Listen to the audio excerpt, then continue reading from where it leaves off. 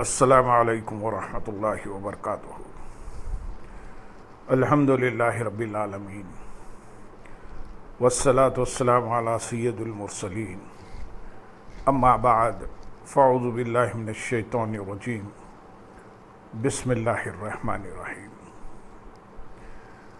برادران عزیز و معزز خواتین، آج کی اس نشست میں سورۃ الانعام کی آیت نمبر 144 اور 145 کا ترجمہ و تفسیر پیش کرنے کی سعادت حاصل کی جائے گی۔ وَمِنَ الْإِبِلِ اثْنَيْنِ وَمِنَ الْبَقَرِ اثْنَيْنِ قُلْ آلذَّكَرَيْنِ حَرَّمَ أَمِ الْأُنثَيَيْنِ أَمَّا اشْتَمَلَتْ عَلَيْهِ أَرْحَامُ الْأُنثَيَيْنِ أَمْ كُنْتُمْ شُهَدَاءَ إِذْ وَصَّاكُمُ اللَّهُ بِهَذَا فَمَنْ أَظْلَمُ مِمَّنِ افْتَرَى عَلَى اللَّهِ كَذِبًا لِيُضِلَّ النَّاسَ بِغَيْرِ عِلْمٍ إِنَّ اللَّهَ لَا يَهْدِي الْقَوْمَ الظَّالِمِينَ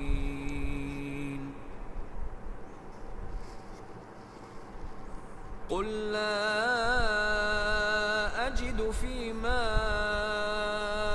أُوحِيَ إِلَيَّ مُحَرَّمًا عَلَى طَاعِمٍ يَطْعَمُهُ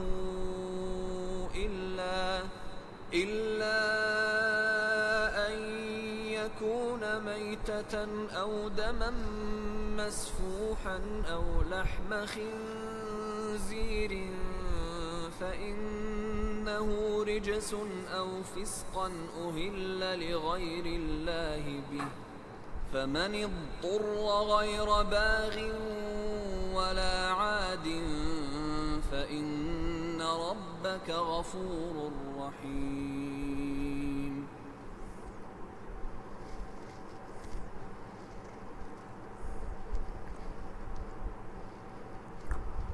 اور اللہ نے نر اور مادے کا ایک جوڑا اونٹ سے اور ایک جوڑا گائے سے پیدا فرمایا۔ تم فرماؤ، کیا اس نے دونوں نر حرام کیے یا دونوں مادہ، یا وہ جسے دونوں مادہ جانور اپنے پیٹوں میں لیے ہوئے ہیں؟ کیا تم اس وقت موجود تھے جب اللہ نے تمہیں یہ حکم دیا؟ تو اس سے بڑھ کر ظالم کون جو اللہ پر جھوٹ باندھے تاکہ لوگوں کو اپنی جہالت سے گمراہ کرے؟ بے شک اللہ ظالموں کو ہدایت نہیں دیتا۔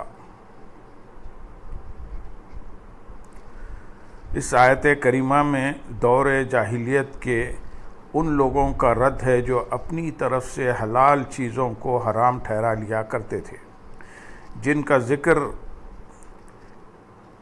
اوپر کی آیات میں آ چکا ہے۔ اس آیت کا شان نزول یہ ہے کہ جب اسلام میں احکام کا بیان ہوا تو انہوں نے نبی کریم صلی اللہ علیہ وسلم سے جھگڑا کیا، اور ان کا خطیب مالک بن عوف ہشمی سید دو عالم صلی اللہ علیہ وسلم کی خدمت میں حاضر ہو کر کہنے لگا کہ یا محمد صلی اللہ علیہ وسلم، ہم نے سنا ہے آپ ان چیزوں کو حرام کرتے ہیں جو ہمارے باپ دادا کرتے چلے آئے ہیں۔ تاجدار رسالت صلی اللہ علیہ وسلم نے فرمایا، تم نے بغیر کسی اصل کے چوپایوں کی چند قسمیں حرام کر لی، جبکہ اللہ تعالیٰ نے 8 نر و مادہ اپنے بندوں کے کھانے اور ان کے نفع اٹھانے کے لیے پیدا کیے۔ تم نے کہاں سے انہیں حرام کیا؟ ان میں حرمت نر کی طرف سے آئی یا مادے کی طرف سے؟ مالک بن عوف یہ سن کر ساکت اور متحیر رہ گیا اور کچھ نہ بول سکا۔ نبی اکرم صلی اللہ علیہ وسلم نے فرمایا، بولتے کیوں نہیں؟ کہنے لگا، آپ فرمائیے، میں سنوں گا۔ سبحان اللہ، قرآن پاک کی دلیل کی قوت اور زور نے اہل جاہلیت کے خطیب کو ساکت و حیران کر دیا۔ وہ بول ہی کیا سکتا تھا؟ اگر کہتا کہ نر کی طرف سے حرمت آئی تو لازم ہوتا کہ تمام نر حرام ہوں، اگر کہتا کہ مادے کی طرف سے تو ضروری ہوتا کہ ہر ایک مادہ حرام ہو، اور اگر کہتا جو پیٹ میں ہیں وہ حرام ہیں تو پھر سب بھی حرام ہو جاتے، کیونکہ جو پیٹ میں رہتا ہے وہ نر ہوتا ہے یا مادہ۔ وہ جو تخصیص قائم کرتے تھے اور بعض کو حلال اور بعض کو حرام قرار دیتے تھے، اس حجت نے ان کے اس دعوے تحریم کو باطل کر دیا۔ آیت کے اگلے حصے میں ارشاد ہے، کیا تم موجود تھے، یعنی اللہ تعالیٰ نے تم سے براہ راست تو بیان فرمایا نہیں، اور نبی اکرم صلی اللہ علیہ وسلم کے ذریعے ان جانوروں کی حرمت آئی نہیں، تو اب ان جانوروں کے حرام ہونے کی کیا صورت باقی رہی؟ لہذا جب یہ بات نہیں ہے تو حرمت کے ان احکام کو اللہ تعالیٰ کی طرف منسوب کرنا جھوٹ، باطل اور خالص بہتان ہے، اور جو اللہ عز و جل پر بہتان باندھے وہ سب سے بڑا ظالم ہے، لوگوں کو گمراہ کرتا ہے، اور بے شک اللہ تعالیٰ ظالموں کو جب تک وہ اپنے ظلم پر قائم رہیں ہدایت نہیں دیتا۔ آیت نمبر 145 میں ارشاد ہے، تم فرماؤ جو میری طرف وحی کی جاتی ہے اس میں کسی کھانے والے پر میں کوئی کھانا حرام نہیں پاتا مگر یہ کہ مردار ہو، یا رگوں میں بہنے والا خون ہو، یا سور کا گوشت ہو، کیونکہ وہ ناپاک ہے، یا وہ نافرمانی کا جانور ہو جس کے ذبح میں غیر اللہ کا نام پکارا گیا ہو، تو جو مجبور ہو جائے اور اس حال میں کھائے کہ نہ خوشی سے کھائے، نہ خواہش سے کھانے والا ہو اور نہ ضرورت سے بڑھنے والا، تو بے شک آپ کا رب بخشنے والا مہربان ہے۔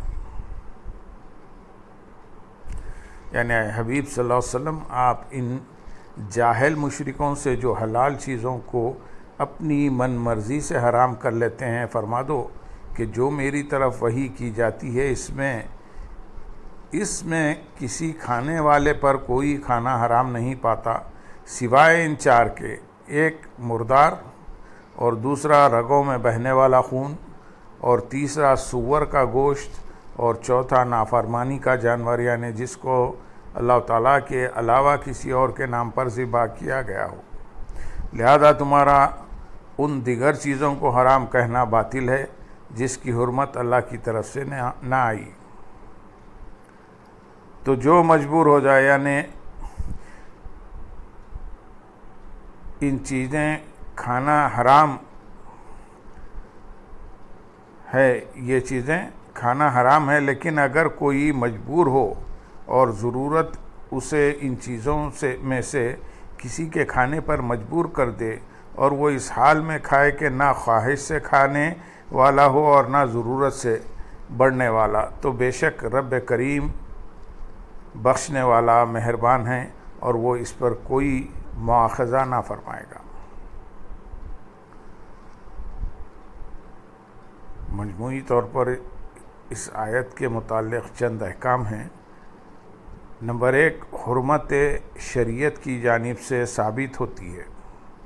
حرمت شریعت کی جانب سے ثابت ہوتی ہے، نہ کہ ہوائے نفس سے۔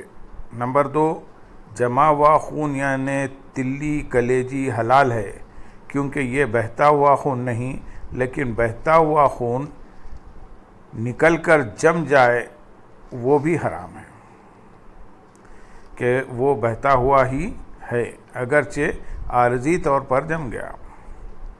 نمبر 3، ہر نجس چیز حرام ہے مگر ہر حرام چیز نجس نہیں۔ نمبر 4، سور کی ہر چیز کھال وغیرہ سب حرام ہیں کیونکہ وہ نجس العین ہے۔ نمبر 5، سور کی کوئی چیز ذبح کرنے یا پکانے سے پاک نہیں ہو سکتی۔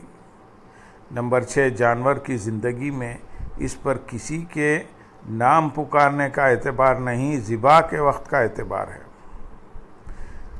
نمبر 7، بتوں کے نام پر جانور ذبح کرنا فسق اعتقادی یعنی کفر ہے، اس لیے یہاں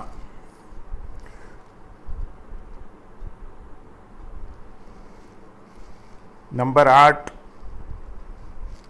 مجبوری کی حالت میں مردار وغیرہ چیزیں بقدر ضرورت حلال ہوں گی، اور مجبوری سے مراد جان جانے یا عضو ضائع ہو جانے کا ظن غالب ہوتا ہے۔ نمبر 9، اگر اندازے میں غلطی کر کے ضرورت سے زیادہ ایک آدھ لقمہ کھا لیا تو پکڑنا ہوگی۔ اللہم صلی علی سیدنا محمد وعلی آل سیدنا محمد وبارک وسلم، وآخر دعوانا ان الحمد للہ رب العالمین۔ سبحان